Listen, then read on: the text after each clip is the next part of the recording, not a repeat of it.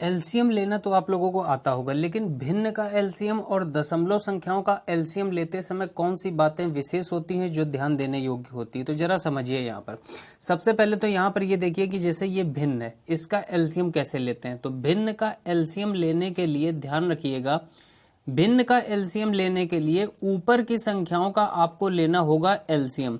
ऊपर की संख्याओं का क्या लेना होगा, ऊपर की संख्याओं का आपको लेना होगा एलसीएम यानी लघुत्तम, और नीचे की संख्याओं का आपको लेना होगा महत्तम। नीचे की संख्याओं का क्या लेना होगा, नीचे की संख्याओं का आपको लेना होगा एचसीएफ यानी महत्तम समावर्तक।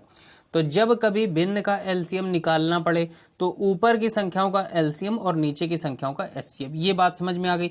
अब दूसरी इंपॉर्टेंट बात यह है कि जो संख्या कट रही हो आपस में उसको पहले काट जरूर लेना, नहीं तो आंसर गलत होने के चांसेस भी रहते हैं। ऐसा नहीं है कि गलत हो ही जाएगा, लेकिन चांसेस रहते हैं क्वेश्चन गलत होने के। तो यहां पर देखिए, जैसे ऊपर ये संख्या हमारे पास लिखी है 2/3, 3/5, 4/7 और यहां पर लिखा है आपका 9/13। तो इनका एलसीएम लेना है तो ऊपर की संख्याओं का क्या लेंगे, एलसीएम लेंगे, ठीक है ना। ऊपर की संख्याओं का हमने एलसीएम ले लिया। अब कई स्टूडेंट अभी भी इसी तरह से एलसीएम लेते हैं, 2, 3, 4, 9 और फिर ये ऐसे लाइन खींचेंगे, 2 से भाग लगाएंगे, 2 एक कम 2, 3 उतारेंगे, 2 दूना 4, फिर ये 9 लिखेंगे, फिर 2 से भाग देंगे, 2 एक कम 2, 3, 2 एक कम 2, फिर ये 9, फिर ये 3 से भाग देंगे, 3 एक कम 3, 3 एक कम 3, 3 एक कम 3, 3 त्रिका 9, फिर 3 से भाग देंगे और ये 1, 1, 1, 1, 2 दूनी 4, 4 तियां 12, 12 तियां 36, इस तरह से एलसीएम आएगा। लेकिन एलसीएम की परिभाषा क्या होती है, एलसीएम की ये परिभाषा होती है कि ऐसी संख्या जो इन सभी संख्याओं से कट जाए। तो देखो यहाँ पर जो सबसे बड़ी संख्या होती है ना उसको लिख लो, जैसे ये 9 था तो हमने 9 लिख लिया।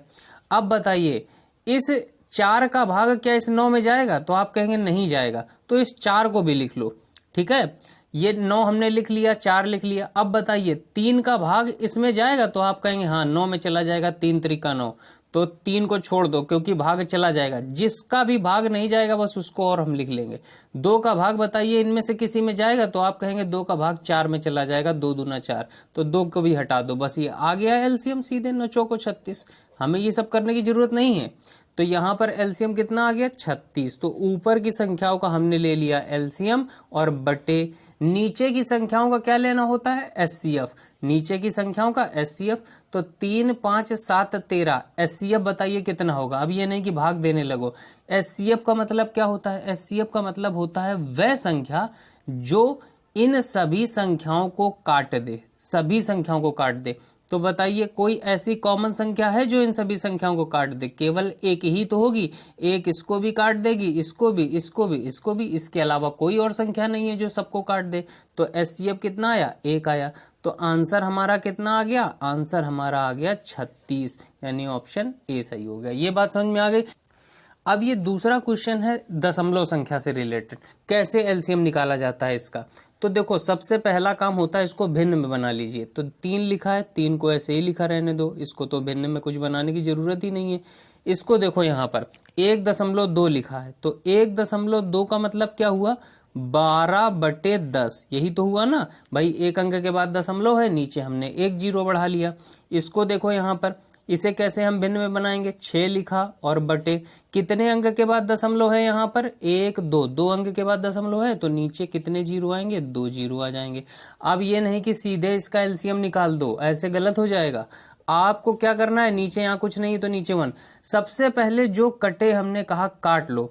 तो देखो कि यहाँ पर क्या कटेगा, इन दोनों में से अभी ये संख्या कट सकती है। 2 से अगर हम काट लें तो 2 छंग 12 और 2 पंचे 10, और इसमें भी देखिए अभी 2 से कटेगा, तो 2 से हम काट लेते हैं, तो 2 तियां 6 और इसे काटेंगे तो 2 पंचे 10, ठीक है, 3/50 आ गया।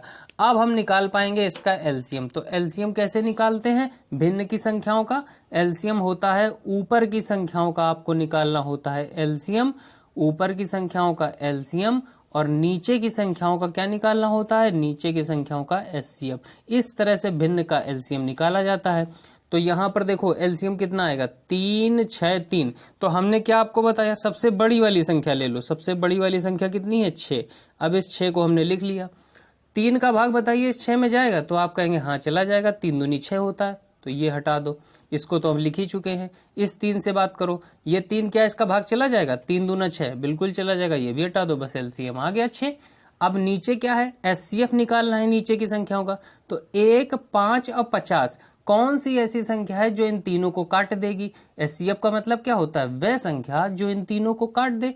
तो बताइए एक ही एक ऐसी संख्या है जो इसको भी काट देगी, इसको भी काट देगी एक, और एक इसको भी काट देगी, मतलब क्या होगा, 1 होगा एचसीएफ। तो आंसर हमारा कितना आ गया, आंसर हमारा आ गया 6, तो हमारा ऑप्शन डी सही हो गया। ये बात समझ में आ गई। उम्मीद करता हूं कि फ्रैक्शन यानी भिन्न और दशमलव संख्याओं से संबंधित अगर एलसीएम एग्जाम में पूछा जाता है तो आप लोग उसको करके आएंगे और कभी भी कोई गलती नहीं होगी। चलिए मिलते हैं अगले वीडियो में किसी नए और बेहतर कॉन्सेप्ट को लेकर के। Okay, thanks for watching guys.